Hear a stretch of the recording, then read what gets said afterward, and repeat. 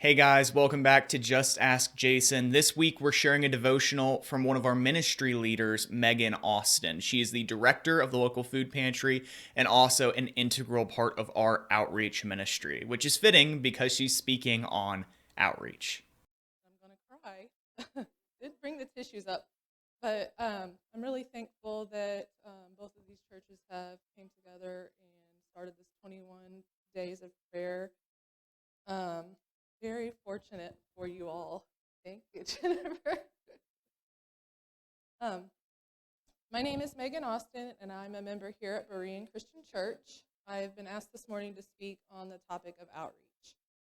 I am one of the leaders on one of our outreach teams, and this is something that's very near and dear to my heart. And I learned after writing this 7 or 8 different times that I'm making it more complicated than what it needs to be, which is what I do. So let me explain how easy this can be. And this is looking at it not in a group perspective, but more of how we can do this outreach mission as individuals. Although it has many methods and programs in place to accomplish it, to me, outreach, in more simple terms, or the root of it, is showing compassion. It's about meeting somebody right in their time of need and providing help.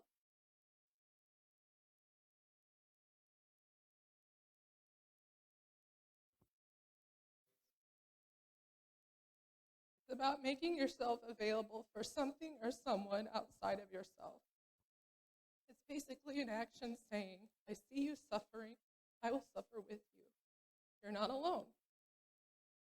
And you can do so by searching your heart or your resources for something to offer someone who is going without.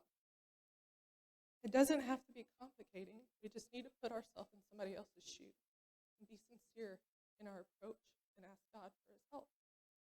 Outreach can be feeling for someone's particular situation based on your own experiences. For example, most of us have experienced loss in our lifetime.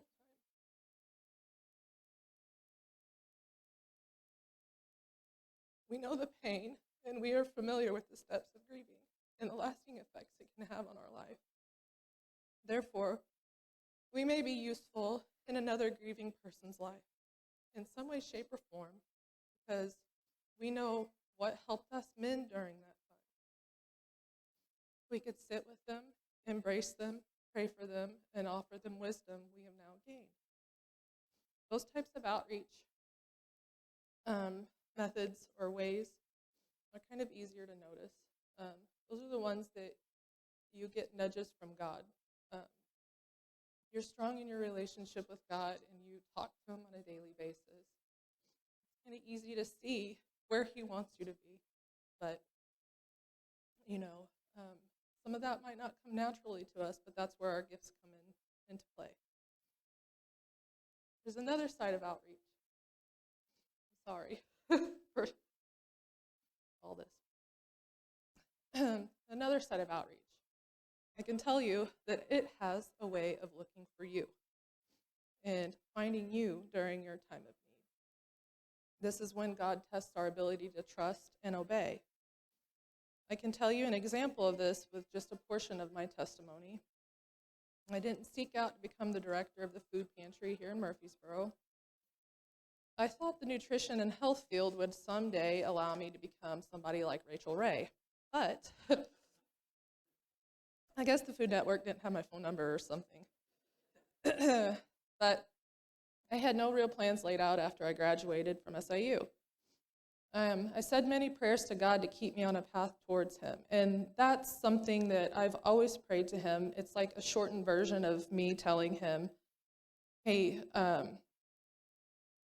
keep me good, keep me focused, keep my blinders on, and nothing else in this world matters, but however you plan to use me, I'm all in.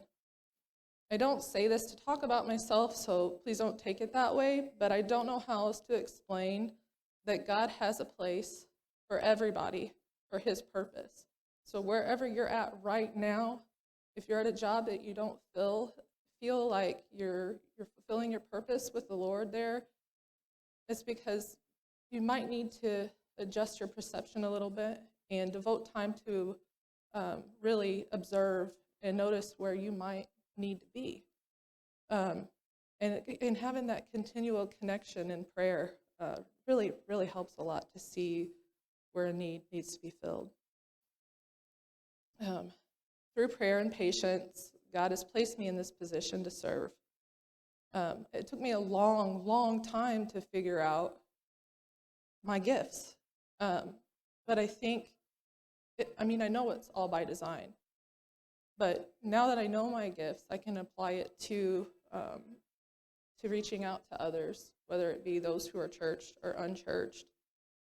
And I think this is something that's very important because it allows us to develop new experiences with God. And so as we're doing this, we strengthen our relationship with Him. And I think it just makes the world a very special place. And I think that's what we need right now. 1 Peter 4:10 says, each of you should use whatever gift you have received to serve others as faithful stewards of God's grace in its various forms. In Romans 12:9-13, it says, love must be sincere. Hate what is evil. Cling to what is good. Be devoted to one another in love. Honor one another above yourselves. Never be lacking in zeal, but keep your spiritual fervor serving the Lord. Be joyful in hope, patient in affliction, faithful in prayer. Share with the Lord's people who are in need, and practice hospitality. God delights and wants His children to take care of each other.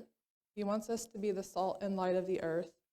And there's no action too big or no action seen as too small. We just need to be sincere. So by taking a little of yourself and giving it freely to another pleases God. And I don't know if you've ever witnessed this or been a part of this, but as a Christian, I feel like if another Christian, or I might not even know if they are believers or not, but I feel the presence of God when they're around and when they're acting upon what the Lord is telling them to do. And it just feels so good to be a part of that. It feels like, you're really loved.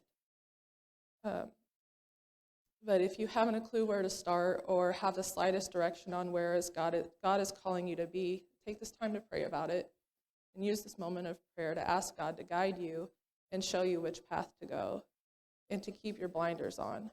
Ask God to use your uniqueness and your abilities to be the light in the world, whether it's to share a compassionate service for those hurting or to help fill a person's basic life need. We are created for togetherness, to look out for our brothers and sisters, and to be the salt to heal and the light that shines during dark times. And we do it all for His glory and all in His name. We hope that devotional was a blessing to you. It certainly was to our church and to City Hope Church as well. So if this was helpful to you at all, or if any of our teachings are helpful to you, we ask that you please consider liking and commenting on this video. Subscribing to our YouTube channel helps us the most if you haven't done that yet. And consider sharing this video with anyone that you think might benefit from it, or even sharing it publicly on your social media platforms. All those things help us to reach more people with the gospel, with the messages contained within these videos. So please consider sharing and helping us increase our platform to the glory of the kingdom. Thank you again for joining us, and we'll see you back here next week.